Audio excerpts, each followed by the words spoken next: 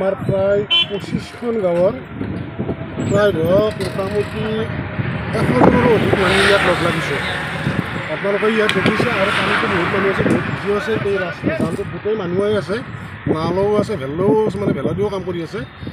আমাৰ সমস্যাটো হৈছে কি, এই যিটো আমাৰ ঘগ্ৰা জান, এইটো একদম তামোলপুৰৰ পৰা ঘগ্ৰাপাৰাৰ মাজেদি আহি তেনেকৈ যায় সত্ৰজানত লাগিছে। এই গোটেই জানটো মানে জাবৰ মেটেকা আৰু এই জানত থকা কিছুমান গাছ বাঁহ এইবিলাক জানত পৰি পেলাই গোটেই জানটো ব্লক কৰি দিছে, পানীটো ব্লক কৰি ৰাখিছে। যাৰ ফলত আমাৰ এই যি 25-30খন গাঁৱৰ মানুহে খেতি পথাৰত নামিব পৰা নাই। কোনো আজি শাওণৰ মাহৰ প্ৰায় 15 দিন যায়, এই 15 দিনত এটা গুচিও ল'ব পৰা নাই।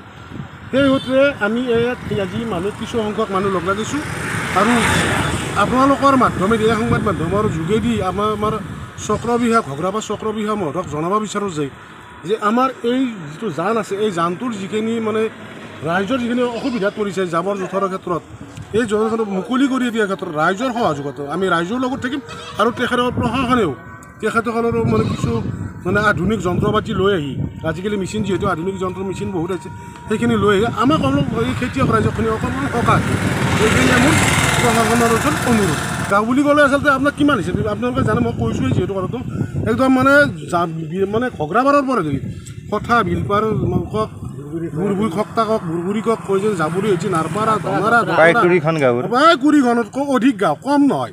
যদি এফালৰ পৰা হিচাপ যায় এইটোৱে জানে একমাত্ৰ পানী যোৱা ৰাস্তা এইটো। আৰু কিছু অহা ধৰিলৈকে মাজে মাজে বানপাতিও মাছ মৰাৰ যিটো মানে মাছ মৰাৰ ব্যৱস্থা কৰাৰ কাৰণে বানবিলাক পাতি থৈ দিছে, মানে জাগাই জেগাই সেইবিলাকো উঠাই দিব লাগে। এইখিনি সমস্যা মানে মাতৃহঁতে মানুহখিনিয়ে যেতিয়া সকাহ পায়।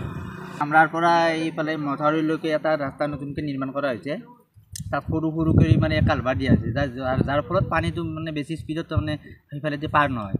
গতিকে তাত যদি অলপ ডাঙৰ কৰি কিবা দলং চলঙৰ ব্যৱস্থা কৰিব পৰা যায়, তেতিয়াহ'লে পানীটো খুব স্পীডত যাব আৰু সেইফালে পানী ফুলি নাথাকিব আৰু ৰাইজে খেতি কৰাত অলপ সহজ হ'ব আৰু সুবিধা হ'ব।